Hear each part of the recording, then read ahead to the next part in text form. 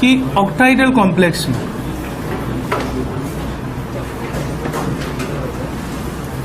इन ऑक्टाइडल complex जब ligand नहीं आए थे तब पांचों जो ऑर्बिटल थे डी के, उन पांचों की एनर्जी बराबर थी. That means they were called as degenerate orbitals. ठीक ना. लेकिन जैसे ही लिगेंड आए, in presence of ligand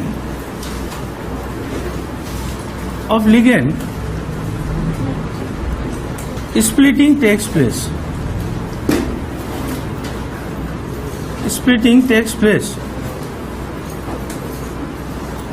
And degeneracy is lost.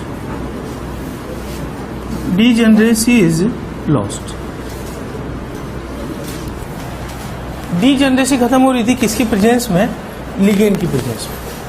और उसका कारण क्या था कि जब लिगेंड अप्रोच करेगा तो मेटल और लिगेंड जब इधर अप्रोच कर रहा है इसी तरफ, तो इन दोनों के बीच में क्या होगा? रिपल्शन. और अब रिपल्शन होगा तो because of the repulsion energy increases. ठीक है ना. तो एनर्जी बढ़ेगी, लेकिन सभी में एनर्जी बराबर नहीं बढ़ेगी. अपने पास जो ऑर्बिटल होंगे जो सामने बिल्कुल, यानी कि 6 लिगेंड हम किस डायरेक्शन से मान रहे हैं? एक्स वाई जेड एक्सिस से. तो जो एक्स वाई जेड एक्सिस में डायरेक्ट आएंगे उन पे रिपल्शन ज्यादा होगा. और वो कौन से होंगे? D x square y square और डी जेड स्क्वायर पे रिपल्शन किसके कंपेरिजन में ज्यादा था? D x y, d y z और डी जेड एक्स. इन तीनों को मिला के हमने क्या बोल दिया था? They were called as D2G and these two were called as EG. ठीक है. तो यही ऑर्डर रिपल्शन का होगा और यही ऑर्डर किसका होगा? एनर्जी का. रिपल्शन और एनर्जी. ठीक. और जो दोनों में जो गैप होगा, इस गैप को हम कैसे दिखाएंगे भी डायग्राम में बताता हूं. अब इसके अलावा मैं डिसाइड कर रहा हूं CFAC. अच्छा, डेल्टा नोट तो मैंने बता दिया था. जो गैप आया था delta naught was called as, अगर मैं इन दोनों को दिखाऊं डायग्राम में, तो ये 2 ऊपर होंगे एनर्जी वाइज और 3 यहां पर नीचे होंगे. और ये जो गैप आया है this is called as delta naught. इसको हम बोलेंगे crystal field splitting energy.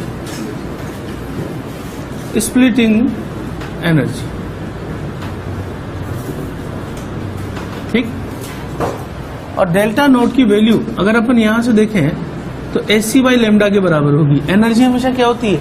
HC by lambda या H म्यू के बराबर. तो अगर मान लो डेल्टा नोट हाई होगा, ये बढ़ेगा, तो लेमडा की वैल्यू घटती जाएगी. लेमडा कम होगा और म्यू क्या होगा? ज्यादा होगा. अब ये डेल्टा नोट जो स्प्लिटिंग हो रहा है that depends on the strength of ligand. ये हमने बोल दिया था कि स्ट्रेंथ अगर बढ़ेगी लिगेंड की तो इसका मतलब डेल्टा नोट स्प्लिटिंग भी बढ़ती जाएगी. ठीक है. और अगर स्ट्रॉन्ग लिगेंड होगा तो ये ज्यादा होगा और वीक लिगेंड होगा तो ये कम होगा. ठीक है ना. तो जो मेन CFT का जो मेन पॉइंट है वो क्या है कि अगर लिगेंड जो आ रहा है उसकी स्ट्रेंथ को भी हम कंसिडर कर रहे हैं. VBT की कमी ये थी कि strength of ligand was not considered. पर CFT में हम ये भी देख रहे हैं कि लिगेंड जो आ रहा है उसकी स्ट्रेंथ है तो उसका क्या फर्क पड़ने वाला है? उसका फर्क पड़ेगा इस गैप पर. डेल्टा नोट क्या हो जाएगा? ज्यादा हो जाएगा. वीक लिगेंड होगा तो डेल्टा नोट कम हो जाएगा. अब वीक लिगेंड से क्या मतलब है? जिसकी इलेक्ट्रॉन डोनेट करने की टेंडेंसी कम. जो इलेक्ट्रॉन ज्यादा डोनेट करेगा हम उसे स्ट्रॉन्ग लिगेंड मानेंगे. क्योंकि लिगेंड हम बोल ही किसको रहे हैं? ऐसा स्पीसीज जो सेंट्रल एटम को इलेक्ट्रॉन पेयर दे सके. जो इलेक्ट्रॉन पेयर ज्यादा दे सकता है वो स्ट्रॉन्ग और जो कम दे सकता है वो वीक. ठीक. यहां तो करा दिया था मैंने, लास्ट कहा था ना. Pairing energy.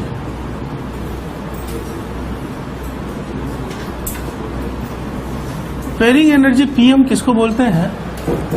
It is energy required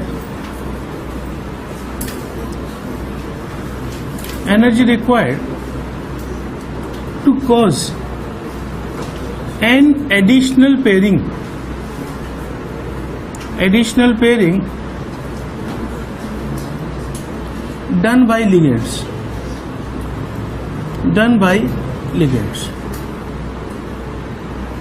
ठीक. और कहीं पर अगर ऐसा होगा कि delta naught greater than P हो जाएगा तो हम इसे बोलेंगे दैट इज स्ट्रॉन्ग लिगेंड, और अगर कहीं पर delta naught less than P होगा तो हम बोलेंगे दिस इज वीक लिगेंड। तो आप तो याद ऐसे ही रखिए कि डेल्टा नोट ज्यादा तो स्ट्रॉन्ग, डेल्टा नोट कम तो वीक। इन दोनों में यानी कि कहीं पर ऐसा भी क्वेश्चन हो सकता है जिसमें लिगेंड की स्ट्रेंथ के बारे में हमें आइडिया नहीं लग रहा, जैसे कुछ लिगेंड की स्ट्रेंथ का तो हमें आइडिया लग जाएगा, लेकिन मान लो कोई अननोन लिगेंड आ गया तो अननोन लिगेंड में अगर वो वैल्यू दे दे, मान लो ये 1000 दे दे और ये 2000 दे दे, तो उस वैल्यू को देखकर भी हम पहचान सकते हैं कि लिगेंड स्ट्रॉन्ग है या वीक है। तो दोनों को आपस में कंपेयर करके हम लिगेंड की स्ट्रेंथ डिसाइड करने वाले हैं, ठीक है। अब इसके लिए हम एक डिफाइन करते हैं CFAC। CFAC का मतलब होता है crystal field stabilization energy, stabilization energy, और इसकी डेफिनेशन होती है इट इज एक्स्ट्रा स्टेबलाइजेशन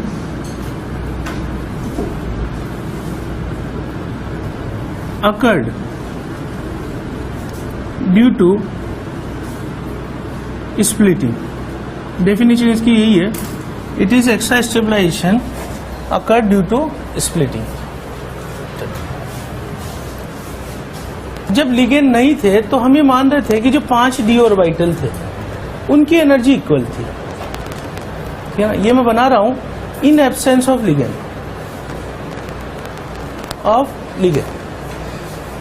यानी जब लिगेंड नहीं आया है तो 5 डी जनरेट ऑर्बिटल कहलाएंगे, और जैसे ही लिगेंड आएंगे इनकी एनर्जी बढ़ जाएगी। ये मैं कह रहा हूं इन presence of ligand, in presence of ligand. और ये एनर्जी क्यों बढ़ी है? बिकॉज ऑफ द रिपल्शन, ठीक है। अब इन प्रेजेंस ऑफ लिगेंड अगर ये एनर्जी बढ़ गई है, लेकिन ये बराबर नहीं बढ़ती पांचों में, इनमें भी आगे ये अगर एवरेज लेवल है, इसे मैं एवरेज लेवल बोल दूं, एवरेज लेवल को ही बारी सेंटर बोला जाता है। बारी सेंटर का मतलब होता है average level of the energy. तो ये जो एनर्जी लेवल है इसे मैंने एवरेज लेवल बोल दिया। इनमें भी 2 केस बनेंगे, यानी ऊपर चला जाएगा dx²y² और dz² यानी कि Eg, और नीचे आ जाएगा यहां पर इस केस में बोलूं dxy, dyz और dzx, जिसको हमने कंबाइनली क्या बोला है T2g and this was Eg। ठीक, अब इन दोनों के जो डिफरेंस है इसे ही हमने क्या नाम दिया था? Delta not. ओ साइन किसके लिए? ऑक्टाइडल के लिए, क्योंकि अपन कौन सा कॉम्प्लेक्स देख रहे हैं इस वक्त? Octahedral complex. ये जो गैप है इसी को अपन जो है delta naught is equal to 10 dq भी बोल सकते हैं। अगर ये 10 के स्केल पे मान लूं, ठीक है, तो 10 dq बोल देंगे, 1 के स्केल पे डेल्टा नोट होगा। अब ऐसा होगा कि ये जो गैप होगा इस गैप को मैं डिवाइड कर रहा हूं, इस गैप को हम डिवाइड कर रहे हैं यहां से यहां तक, ये हो जाएगा 0.6 डेल्टा नोट, और यहां से यहां तक हो जाएगा ये -0.4 डेल्टा नोट। ये चीज जो है यहां से यहां तक, ये तो हो जाएगा ऊपर 0.6 डेल्टा नोट और नीचे हो जाएगा -0.4 डेल्टा।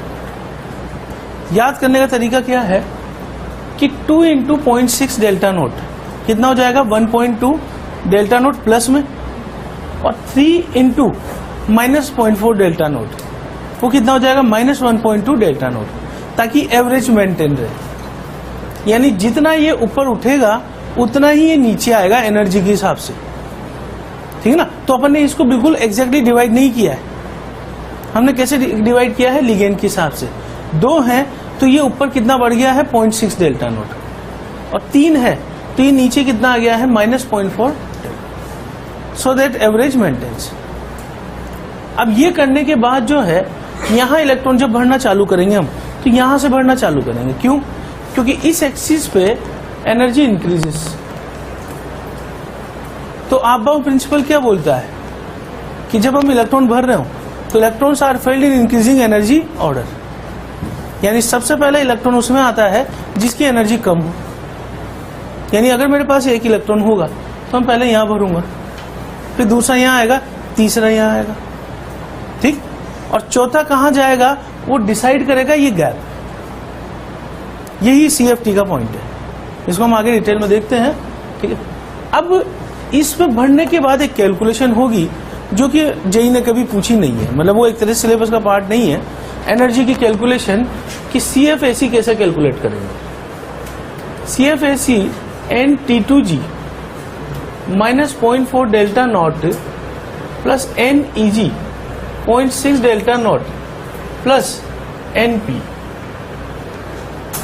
अब मैं लिख दूं ये क्या क्या चीजें हैं।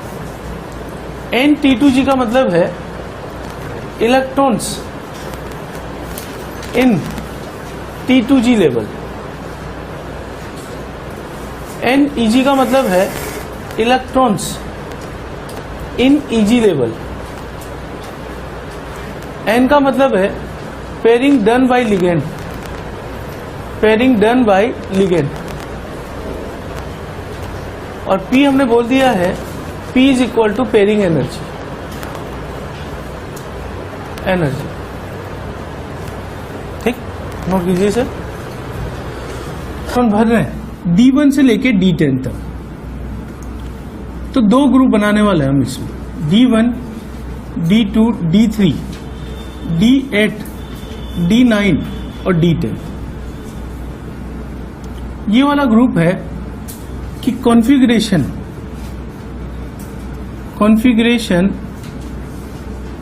Is not affected by strength of ligand. इसको अपन कर दें केस फर्स्ट।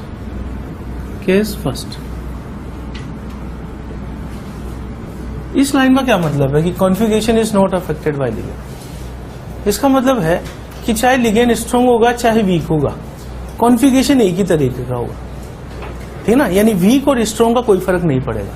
जैसे मैं स्टार्टिंग कर रहा हूं सबसे पहले, अच्छा इस केस में आप n की वैल्यू लोगे 0। ये इसका लॉजिक मैं बताता हूं अभी कि n हम 0 क्यों लेना है। n हम वहां पे क्या बोल रहे हैं फॉर्मूले में, it is number of pairing done by ligand,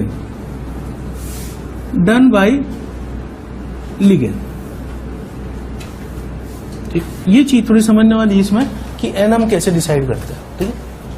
तो सबसे पहला मैं केस ले रहा हूं D1 वाला। D1 के केस में मैंने दो लेवल बनाए इस तरीके से, ठीक है ना। अब मेरे पास इलेक्ट्रॉन कितना है, 1 है, तो मैं भरना कहां से चलो गुरु, यहां से नीचे आएगा। एनर्जी किसकी कम है, इस वाली। तो इस हिसाब से इसमें T2G लेवल में इलेक्ट्रॉन कितने हो गए, NT2G 1 हो गया, और EG में कितने इलेक्ट्रॉन हो गए, 0। और इन सारी केसेस में n की वैल्यू 0 लेनी है। तो उस फार्मूले से मैं CFAC कैलकुलेट करूंगा। यहाँ पे बताइए CFAC की वैल्यू क्या आएगी। अच्छा कॉन्फ़िगरेशन लिखेंगे हम इसका, T2G 100 और EG 00। ध्यान दो इस कॉन्फ़िगरेशन पे, पहले हम कौन सा लिख रहे हैं, T2G, बाद में EG। T2G कैसे रिप्रेजेंट कर रहे हैं, 100 और EG 00, ठीक है ना। तो आप समझ जाएंगे कि इसका क्या मतलब है। अच्छा CFAC कैलकुलेट कर रहे हैं फार्मूले के हिसाब से, तो कितना आ जाएगा, फार्मूला आपके सामने, माइनस 0.4 डेल्टा नोट, और n तो अपन ने क्या ले लिया है, 0। तो अपन बारी बारी से इन सबके लिए कैलकुलेशन करने वाले हैं। ये वाला पार्ट, 2 इलेक्ट्रॉन है तो हम भरना चालू करें। सबसे पहला इलेक्ट्रॉन यहाँ और दूसरा इलेक्ट्रॉन यहाँ। ये हम कौन से रूल को फॉलो करा रहे हैं, एक इलेक्ट्रॉन आप बाउ नहीं, आप बाउ तो है कि एनर्जी ऑर्डर में ये भरने के बाद यहाँ पहुंचना है। हुंस रूल ये है कि जब सेम एनर्जी के ऑर्बिटल्स हो तो पेयरिंग तब तक नहीं होगी जब तक इस सब में अनपेयर्ड इलेक्ट्रॉन एक एक ना आ जाए। यानी pairing won't take place unless each orbital given has at least 1 unpaired electron. तो उस रूल को फॉलो कराते हुए मैंने 2 इलेक्ट्रॉन भरे। कॉन्फ़िगरेशन को मैं क्या लिख दूंगा, T2G 110 और EG 00, सही है। T2G में कितने इलेक्ट्रॉन है, 2 हैं, और EG में कितना है, 0। n अपन 0 मान ही चुके हैं शुरू में ही, ठीक है। तो बताइए यहाँ पे वैल्यू रखें अपन, तो CFAC कितना आएगा? CFAC आएगा -0.8 डेल्टा। अगर डेल्टा नोट सीधा दे दिया हो तो हम एनर्जी सीधी निकाल लेंगे, नहीं तो मैंने एक फॉर्मूला लिख दिया है, delta naught is equal to SC by lambda या h म्यू। एटॉमिक स्ट्रक्चर में जो आता है एनर्जी का फॉर्मूला प्लांक कांस्टेंट वाला, वो ये प्लांक क्वांटम मॉडल से, E is equal to h mu. Planck constant है फ्रीक्वेंसी, तो अगर लेमडा दे दे और वेलोसिटी ऑफ लाइट और h प्लांक कांस्टेंट दिया हुआ है तो हम उससे क्या निकाल लेंगे? डेल्टा। वैसे ये कैलकुलेशन हमने जेई का पार्ट नहीं है तो इसके बारे में बोधर करने की जरूरत नहीं है आपको, ठीक है ना, ये कभी नहीं पूछेगा। अब आगे जो है, इसके बाद ये निकालने के बाद तीसरा ले रहा हूं मैं D3 कॉन्फ़िगरेशन। D3 कॉन्फ़िगरेशन में 2 लेवल बनाया अपन ने ये, और 3 इलेक्ट्रॉन भरने, पहला, दूसरा, तीसरा, ठीक है। लिखेंगे कैसे? T2G 111 और EG 00। CFAC की वैल्यू क्या आएगी? CFAC इज इक्वल टू, यहां रखोगे तो -1.2 डेल्टा नोट। इसके बाद मैं अगला ले रहा हूं नेक्स्ट, इसके बाद है डी ले रहा हूं मैं D8। अब D8 को भरने का तरीका देखना है अपन को। 2 लेवल मैंने बनाए इसी तरीके से। अब मेरे पास इलेक्ट्रॉन कितने हैं? 8। तो मैं पहला यहां भरूं, फर्स्ट, सेकंड, थर्ड। उसके बाद यहां पे डेल्टा मान लो ज्यादा है या कम है, फर्क नहीं पड़ेगा। अब अगर मान लो ये डेल्टा ज्यादा हुआ तो मैं इलेक्ट्रॉन ये से भरना चालू कर दूं, चौथा, पांचवा, छठा। अब 2 बचे तो 2 कहां जाएंगे? ऊपर, एक एक करके, ठीक। ये मैंने कब माना? जब लिगेंड जो है ये डेल्टा हाई हो। अगर डेल्टा लो होता तो कैसे बढ़ता? 1 2 3 4 5 फिर 6 7 8। तो बढ़ने के 2 तरीके हैं, 2 तरीके हैं, जब डेल्टा हाई हो, डेल्टा लो। लेकिन चाहे लो हो या हाई हो, कॉन्फ़िगरेशन एक ही तरीके का आने वाला है, ठीक है ना। ये फर्क पड़ेगा D4 D5 D6 D7 में, जो 4 में अलग निकालूंगा। अभी अपन ने उन चारों को एक्सक्लूड किया हुआ है। तो यहां से अगर मैं इसका कॉन्फ़िगरेशन लिखूं तो ये हो जाएगा T2G 222 और EG 11। बताइए CFAC क्या आएगा? कैलकुलेट करके बताइए, फार्मूला ऊपर दिख रहा है, माइनस, बताओ फटाफट, देख के तो बता सकते हो, पुट करना है, -1.2, चेक कर लेना भैया। इसके बाद जो है n तो 0 मान चुके हैं अपन, ठीक। D9 भरने का तरीका क्या होगा कि 3 बनाए मैंने इस तरीके से, 1 2 3 4 5 6 7 8 और ये 9। और T2G क्या लिखूं इसे? T2G 222 EG 21। CFAC की वैल्यू बताइए? -0.6 डेल्टा। अब इसके बाद लास्ट है D10। D10 में चाहे डेल्टा कम हो या ज्यादा हो, एक ही तरीका होगा, क्योंकि पूरा भर जाना है, ये पूरा भर जाएगा। तो यहां मैंने भरा 2 4 6 8 10 और CFAC की वैल्यू क्या आ जाएगी? CFAC 0। यहां तक जो हमने केसेस कंसीडर किए हैं, इनमें लिगेंड की स्ट्रेंथ का फर्क नहीं पड़ेगा। यानी चाहे लिगेंड वीक हो या स्ट्रांग हो, हमेशा कॉन्फ़िगरेशन यही आने वाला है। और मैंने ये चीज लिखी है यहाँ पे कि सारे केसेस में n की वैल्यू 0 मान रहे हैं। स्मॉल n हम किसको मान रहे हैं? Number of pairing done bye ligands. यहाँ जो पेयरिंग आपको दिखाई दे रही है, ये लिगेंड नहीं करवा रहा है, ये पेयरिंग तो होनी है किसके अकॉर्डिंग? हुंस रूल के अकॉर्डिंग। तो अगर लिगेंड वीक हो या स्ट्रांग हो, ये 5 पेयरिंग तो आएगी। तो ये जितनी भी पेयरिंग यहाँ दिखाई दे रही है आपको, D8 D9 D10, ये लिगेंड नहीं करवा रहा है। अब लिगेंड कैसे करवाता है वो बाकी एक्सक्लूडिंग केसेस में देखेंगे हम। नोट कर लो फटाफट।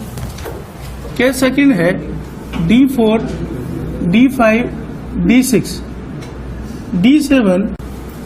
These configurations are affected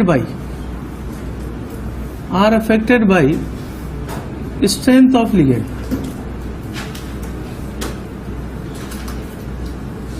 are affected by strength of ligand. यहां फर्क पड़ेगा। कैसे फर्क पड़ेगा? मैं स्टार्टिंग ले रहा हूं सबसे पहले ए, D4 कॉन्फ़िगरेशन। अब इन सारे कॉन्फ़िगरेशन में भी दो केस अपन करेंगे। अगर वीक लिगेंड आ जाएगा तो वीक लिगेंड में आप सीधा n = 0 कर दो।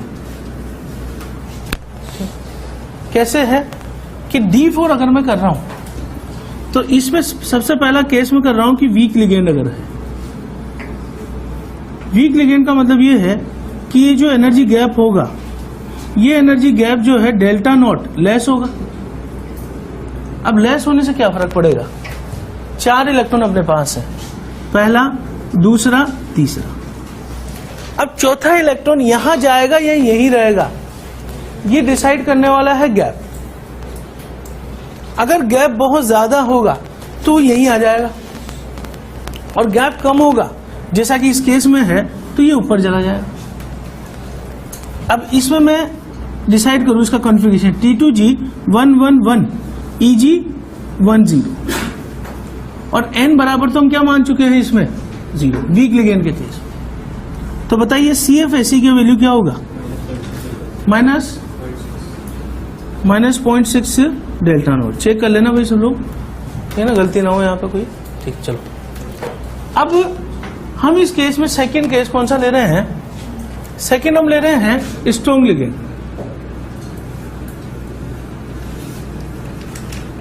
स्ट्रॉन्ग लिगेंड अगर मैंने लिया, इसका मतलब डेल्टा नोट का वैल्यू जो होगा, जैसे ये गैप बनाऊं मैं, तो ये गैप जो है वो हाई है, दिस गैप इज हाई। अब 4 इलेक्ट्रॉन मुझे भरने, पहला, दूसरा, तीसरा। अब फोर्थ इलेक्ट्रॉन चूंकि गैप हाई है यहां नहीं जाएगा, फोर्थ इलेक्ट्रॉन यहीं से भरना चालू हो जाएगा। इसका मतलब कॉन्फ़िगरेशन क्या हो जाएगा? T2G 211 EG क्या हो जाएगा? 0। ये फर्क है वीक और स्ट्रॉन्ग का। वीक होगा तो डेल्टा कम होगा और इलेक्ट्रॉन कहां चला जाएगा? ऊपर। और स्ट्रॉन्ग होगा तो इलेक्ट्रॉन नीचे ही भरना चालू कर दिया। अब इन दोनों में अपन डिफरेंस देखें, यहां नंबर ऑफ पेयरिंग 0 और यहां पेयरिंग कितनी दिखाई दे रही है? 1। तो ये जो एक पेयरिंग आई है ये किसकी वजह से आई है? लिगेंड की वजह से। तो जब हम बोल रहे हैं ना कि n की वैल्यू, तो n की वैल्यू यहां क्या हो जाएगी? This pairing is caused by ligand. अगर हम लिगेंड को कंसिडर नहीं करते तो यहां 0 पेयरिंग होने वाली थी, लेकिन इसमें और इसमें जो डिफरेंस दिखाई दे रहा है ये लिगेंड की वजह से। तो number of pairing done by ligand is 1। अब मैं CFAC बताऊं कितना आएगा?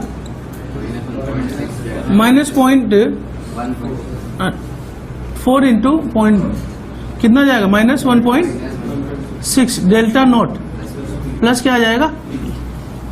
सही है, ये चीज हो गई इस केस में। अब D5 में पहला केस वीक लिगेंड ले रहे हैं। अगर मैंने वीक लिगेंड लिया तो n की वैल्यू तो आप सीधा 0 कर दो, सबसे पहला काम तो ये, ठीक है ना। अब मैं वीक लिगेंड में भरना चालू करूं इसे, ये गैप कम है तो पहला इलेक्ट्रॉन, दूसरा, तीसरा, चौथा, पांचवा, ठीक है ना, पेयरिंग नहीं हुई है, ठीक है। और अगर मैं इसको भरूं तो T2G 111 और EG 11 हो गया। CFAC की वैल्यू बताओ इसमें रखने के बाद, इज इक्वल टू 0। सही है। अब सेकंड केस ले रहे हैं अपन कि स्ट्रॉन्ग लिगेंड आ जाए। अगर स्ट्रॉन्ग लिगेंड आ गया तो उस केस में यहां जो गैप होगा ये गैप हाई होगा, डेल्टा नॉट हाई। अब मैं भरना चालू करूं उस रूल से, पहला, दूसरा, तीसरा, फोर्थ इलेक्ट्रॉन ऊपर जाएगा या यहीं भरेगा, ये गैप डिसाइड करने वाला, ठीक है ना। गैप अगर बहुत ज्यादा है, ठीक है ना, तो फिर ये यहीं से भरना चालू कर दूं और उसके बाद ये पांचवा। अब मुझे डिसाइड करना है कि पेयरिंग कितनी आई है एडिशनल। यहां पेयरिंग का वैल्यू 0 और यहां पेयरिंग कितनी आ रही है? 2 आ रही। तो ये एडिशनल पेयरिंग जो करवाई है वो किसने करवाई है? लिगेंड। और लिगेंड कितनी पेयरिंग करवा रहा है? एन की वैल्यू कितनी लेंगे? अब अपन एन की वैल्यू रखकर CFAC कैलकुलेट करें, कितना आ जाएगा? इसको लिखने का तरीका क्या होगा? T2G 221 और EG क्या हो जाएगा? 0 0 रखकर वैल्यू बताइए क्या आएगा? -2 डेल्टा नॉट प्लस 2P। ठीक, चलिए नोट कीजिए इसे।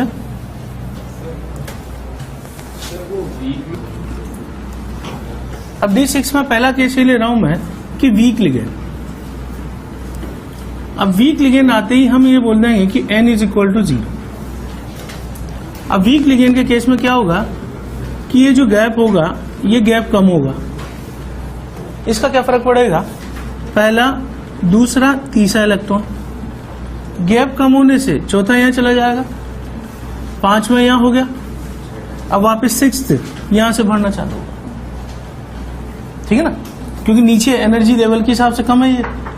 तो first, second, third, fourth, fifth और वापस सिक्स्थ। इसको लिखेंगे कैसे? T2G 211 EG 11। अब यहां बच्चे के दिमाग में यह आएगा कि पेयरिंग तो दिखाई दे रही है ना, लेकिन ये पेयरिंग लिगेंड नहीं करवा रहा है।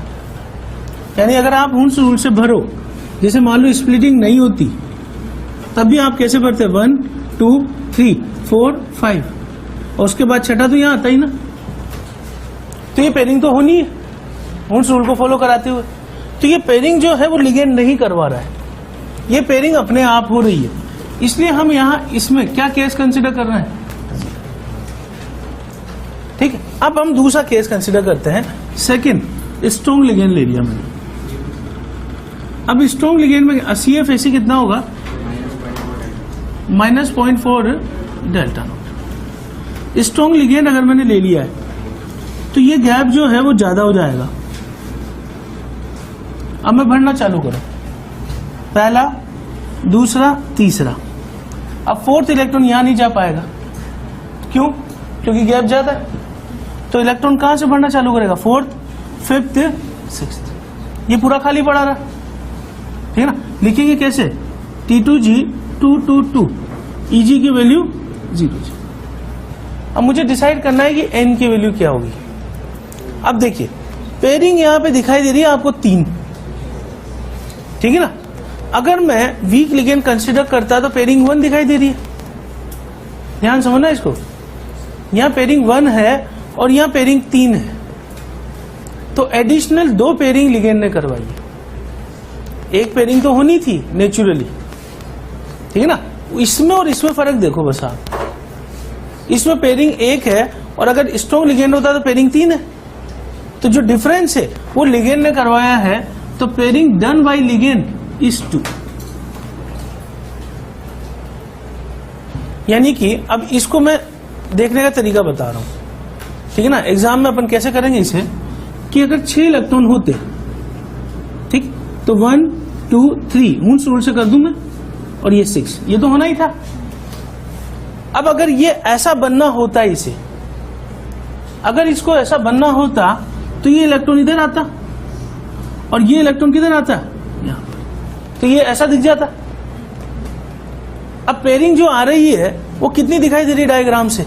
2, जो कि कौन करवा रहा है? लिगेंड। लास्ट क्लास में VBT में मैंने एग्जांपल लिए थे इस तरह के, कि जिसमें आपको डायमैग्नेटिक दे दिया था तो हमने उसके अकॉर्डिंग पेयरिंग करवा रहे थे। तो जो पेयरिंग करवाने वाला फैक्टर था वो कौन था? लिगेंड। लिगेंड पेयरिंग करवा रहा था, वो VBT में नहीं था, वो सिर्फ CFT के अंदर।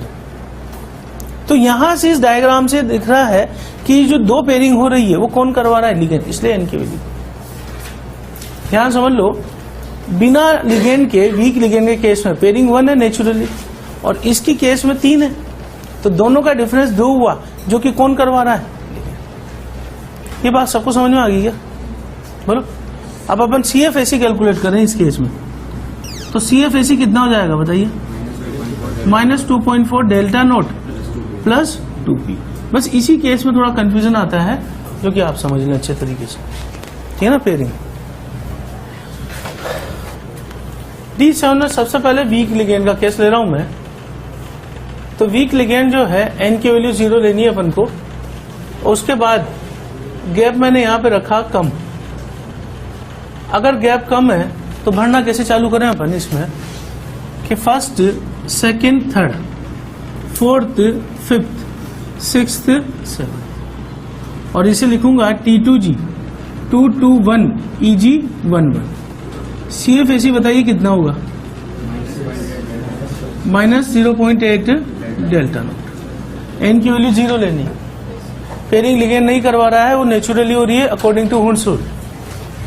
Second case, strong ligand. Strong ligand में यहां पे कंसिडर करना अपन को कि गैप ज्यादा होगा, ठीक ना? गैप ज्यादा होगा। अगर ये डेल्टा नॉट ज्यादा है, हाई है, तो पहला, दूसरा और तीसरा। अब चौथा इलेक्ट्रॉन यहां जा सकता था अगर गैप कम होता। फोर्थ वन कहां आएगा? यहीं पर। फिफ्थ यहीं पर, सिक्स यहां पर। अब सारे भर चुके हैं, कोई ऑप्शन नहीं है, तो ये कहां जाएगा? यानी कि नीचे से भरना अपन ने चालू किया इसे। अब अपन को देखना है पेयरिंग कितनी करवाई लिगेंड। तो पेयरिंग यहां पर दो तो है ही पहले से, एडिशनल एक लिगेंड ने करवाई है, तो एन की वैल्यू क्या हो गई? Pairing done by ligand. और इसको अपन कैसे समझ सकते हैं कि पांचों को मैं एक ही लेवल पे बना दूं। 1 2 3 4 5, हुंड्स रूल को फॉलो कराते हुए भर रहा हूं। 6 7, ठीक। अब इसको अगर इसमें कन्वर्ट होना है तो फिर एक इलेक्ट्रॉन मुझे यहां रखना पड़ेगा, तो ये इसमें कन्वर्ट हो जाएगा। तो ये एडिशनल एक पेयरिंग कौन करवा रहा है? तो CFAC की वैल्यू कैलकुलेट करोगे आप, कितना हो जाएगा? ये -1.8 डेल्टा नॉट प्लस,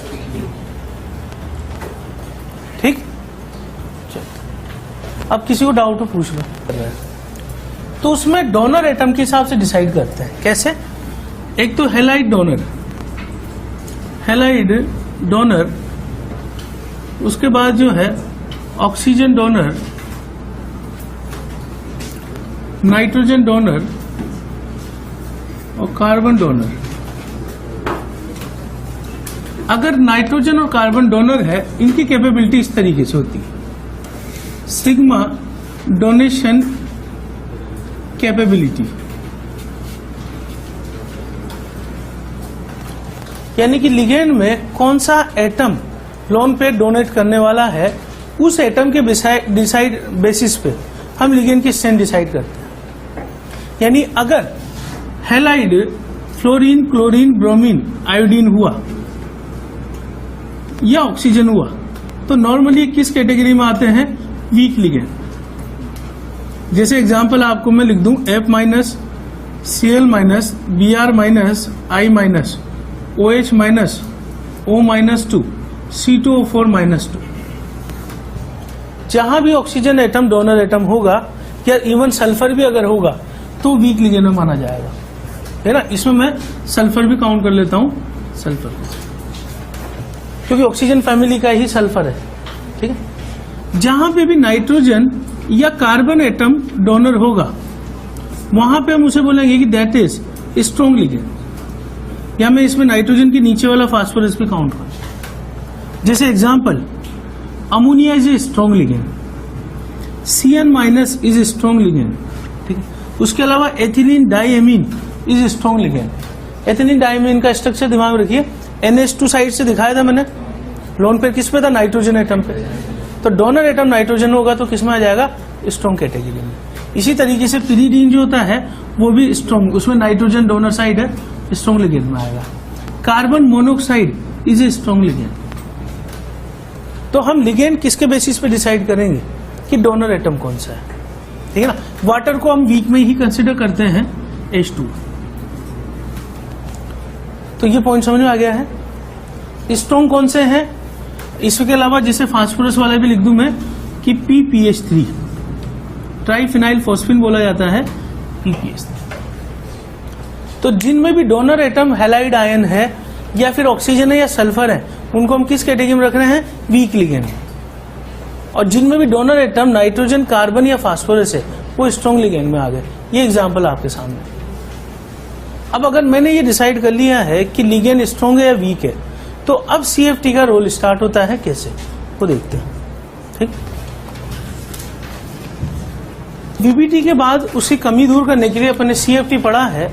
अब मैं इसको एग्जाम्पल अप्लाई कर रहा हूं FeCl6-4। सबसे पहले तो मैं डिसाइड करूंगा कि कॉम्प्लेक्स किस टाइप का होगा। तो कोऑर्डिनेशन नंबर डिसाइड करना सबसे पहला काम है, ये नहीं कि सीधा अपन CFT लगाने लग जाए। तो पहला काम है हमारा कोऑर्डिनेशन नंबर डिसाइड करना 6 है। तो ऑक्टाइडल कॉम्प्लेक्स, क्योंकि अभी जो हम पढ़ रहे हैं सिर्फ ऑक्टाइडल के लिए पढ़ रहे हैं। जैसे ही टेट्राइडल आएगा या स्क्वायर प्लेनर आएगा बदल जाएगा सब कुछ, ठीक है ना। तो ये हम पहला ही केस पढ़ रहे हैं CFT का।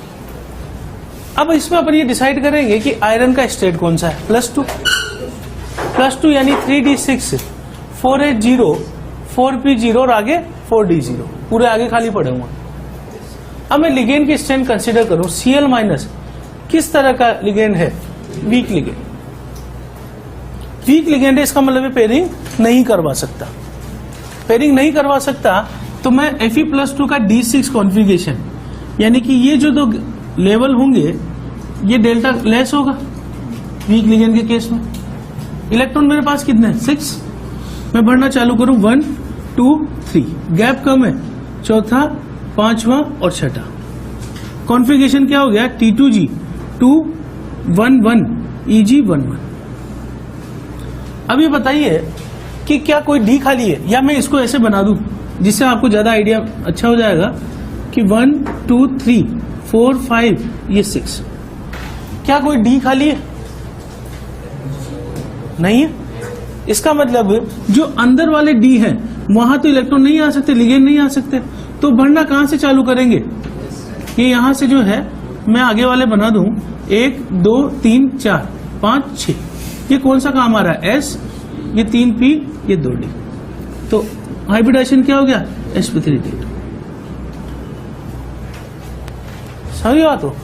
अगर अंदर वाले दो खाली पड़े होते, अगर अंदर वाले दो ऑर्बिटल खाली पड़े होते तो फिर उस केस में क्या होता, D2sp3, अंदर वाले डी भरे जाते। वो कब होंगे, जैसे मैंने एग्जांपल ले लिया FeCN6-4। ये दोनों एग्जांपल अपने VBT में भी लिए थे, लेकिन VBT में कमी क्या थी कि हमने लिखा था कि डायमैग्नेटिक है या पैरामैग्नेटिक, और ये भी लिखना पड़ा था कितने अनपेड इलेक्ट्रॉन है।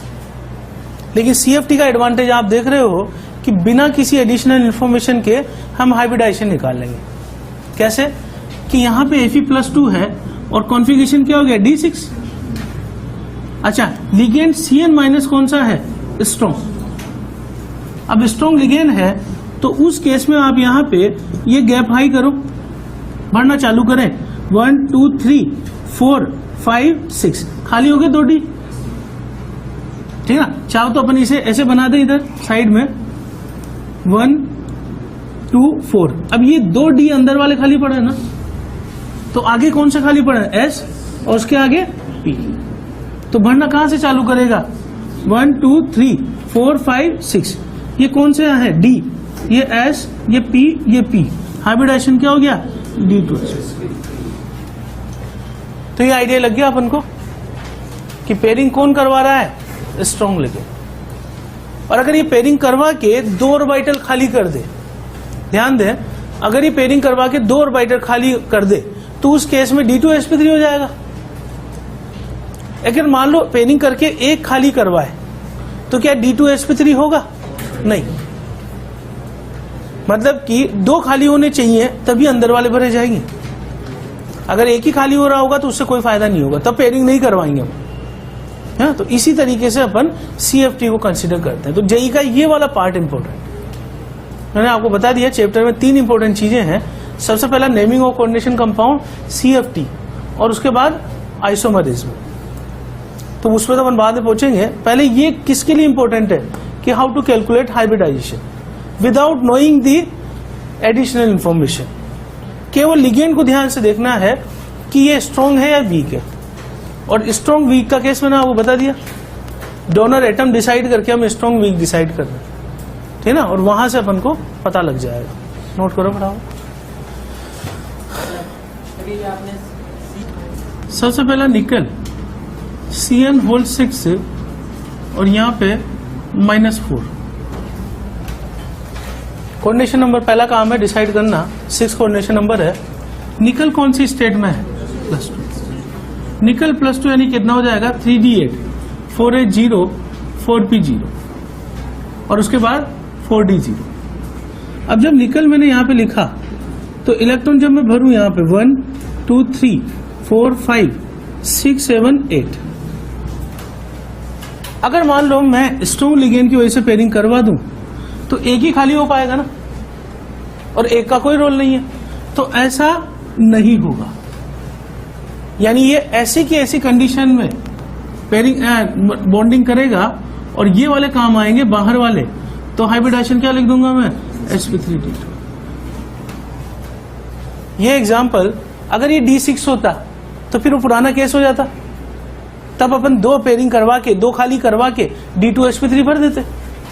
लेकिन अगर d2sp3 नहीं हो रहा है, एक ही d खाली हो रहा है, तो उसका कोई रोल नहीं है।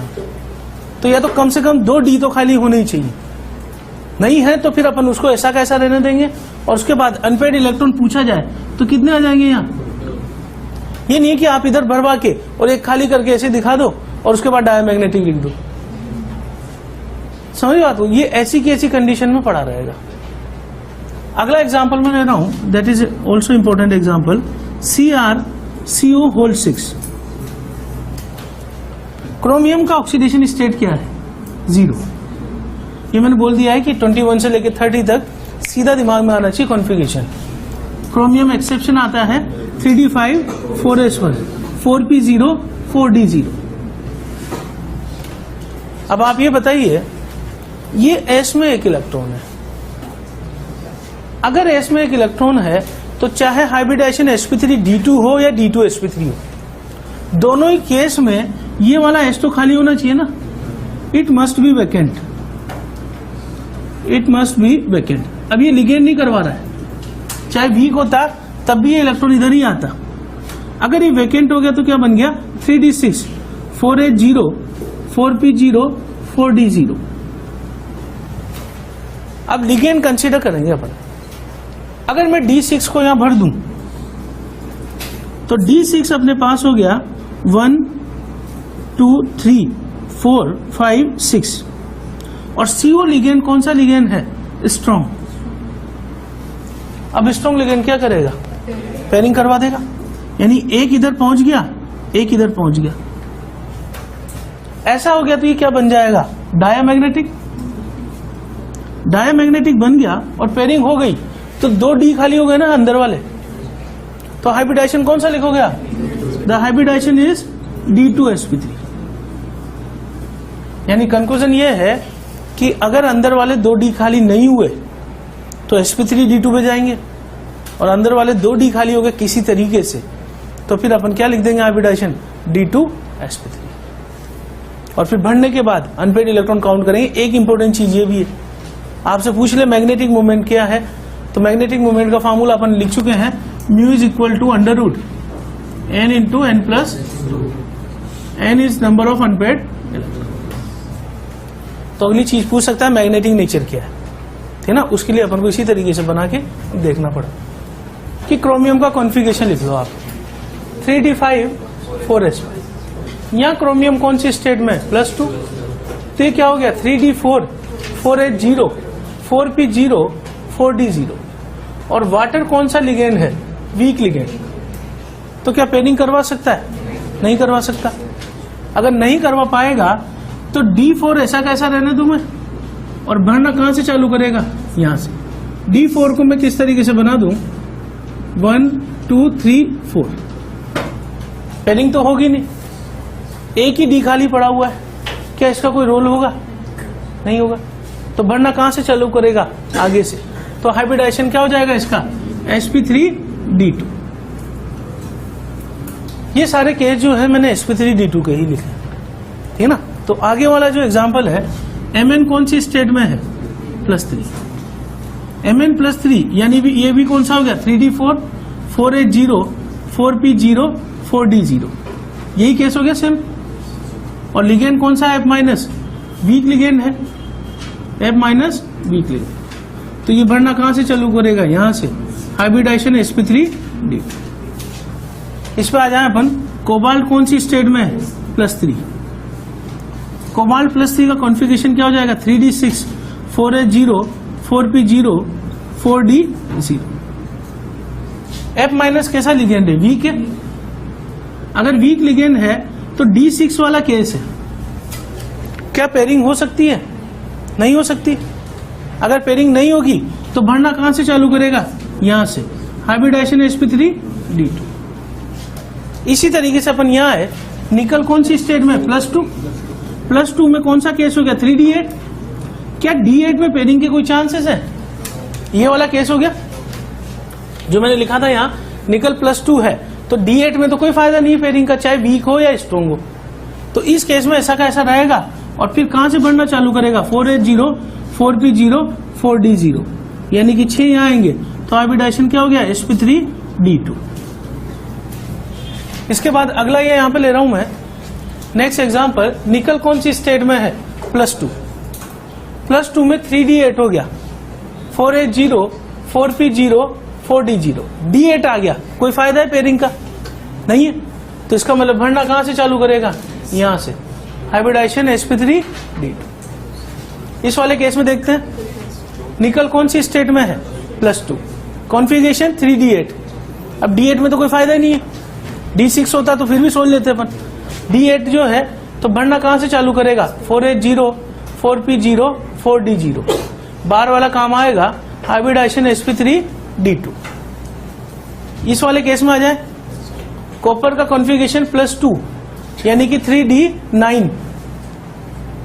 अब 3d9 में 4h0 4p0 4d0, ligand strong भी हो तो भी कोई फायदा नहीं है ना, क्योंकि d9 में d9 तो भर दिया अपन ने, अब वो एक इलेक्ट्रॉन बचा हुआ है तो 2 ऑर्बिटल तो मैं किसी भी तरीके से खाली नहीं करवा सकता, तो खाली नहीं करवा सकता तो उस केस में हाइब्रिडाइजेशन ये यहां से बढ़ना चालू करेगा sp3d2। और लास्ट एग्जांपल है जिंक NH3 होल 6+2। जिंक कौन सी स्टेट में है? +2, क्या हो गया? 3d10। अब बताओ, चाहे स्ट्रॉन्ग लिगेंड है, क्या पेयरिंग करवा सकता है? नहीं, क्योंकि ऑलरेडी पूरा ही भरा हुआ है ना। तो लिगेंड का रोल तो तब आएगा ना जब वो खाली 2 करवा सके। अगर वो खाली 2 करवा सके तब तो ठीक है, लिगेंड स्ट्रेंथ कंसीडर करेंगे। लेकिन d9 d10 d8 d1 d2 d3 में कंसीडर करना ही नहीं है, ये ऑलरेडी पढ़ चुके हैं। तो यहां से बढ़ना चालू करेगा तो ये क्या हो जाएगा? sp3। एक बार और समझ लो इस केसेस में। देखो, पहला वाला केस d4 है, d4 में वीक लिगेंड आ गया, अगर स्ट्रॉन्ग होता तो 1 यहां पहुंचा देता और 2 खाली हो जाते, लेकिन वीक है, ऐसा कैसा पड़ा रहेगा। अब 1 डी से तो कोई फायदा नहीं, तो ये कहां से बढ़ना चालू करेगा? sp3d2। इसमें आ जाए, यहां भी d4 ही है तो इसका भी कोई फायदा नहीं है। यहां आ जाए d6। अब d6 में अगर मैं यहां पे इसका कॉन्फ़िगरेशन लिखूं, ठीक, तो 1 2 3 4 5 6, अगर स्ट्रॉन्ग लिगेंड होता है d6 में तो फिर वो क्या करवाता? पेयरिंग करवा देता और 2 डी खाली करवा देता, तब हाइब्रिडाइजेशन क्या हो जाता? d2sp। लेकिन यहाँ लिगेंड कौन सा है? तो ये तो पेयरिंग नहीं करवा सकता। तो d6 में 2 केस पढ़े ना अपन ने, वीक और स्ट्रॉन्ग के केस में अलग अलग कॉन्फ़िगरेशन होने वाला है, तो ये तो नॉर्मल हुंस रूल से भर दिया मैंने। तो वीक लिगेंड की वजह से ये तो कोई काम नहीं आएगा, काम कौन आएंगे? बाहर वाले, sp3d2। ऐसे निकल वाले केस में निकल +2 है, कॉन्फ़िगरेशन 3d8। अब d8 में जब आपने भर दिया, अब d8 का कॉन्फ़िगरेशन अगर मैं लिखूं इस तरीके से 1 2 3 4 5 6 7 8, अब इसका तो कोई फायदा नहीं है ना। क्यों फायदा नहीं है? क्योंकि एक ही खाली होगा, तो ऐसा ही रहने दे। तो भरना कहां से चालू करेगा? आगे से, sp3d2। ऐसे ही d8 केस आ गया, कोई फायदा नहीं है पेयरिंग का। ऐसे d8 केस आ गया, कोई फायदा नहीं है पेयरिंग का। d9 केस आ गया, कोई फायदा नहीं है पेयरिंग का, 2 खाली हो ही नहीं सकते, तो sp3d2। d10 आ गया तो कोई फायदा नहीं है पेयरिंग का, तो आगे कौन सा आ गया? sp3d2। समझ गए हैं? ठीक है।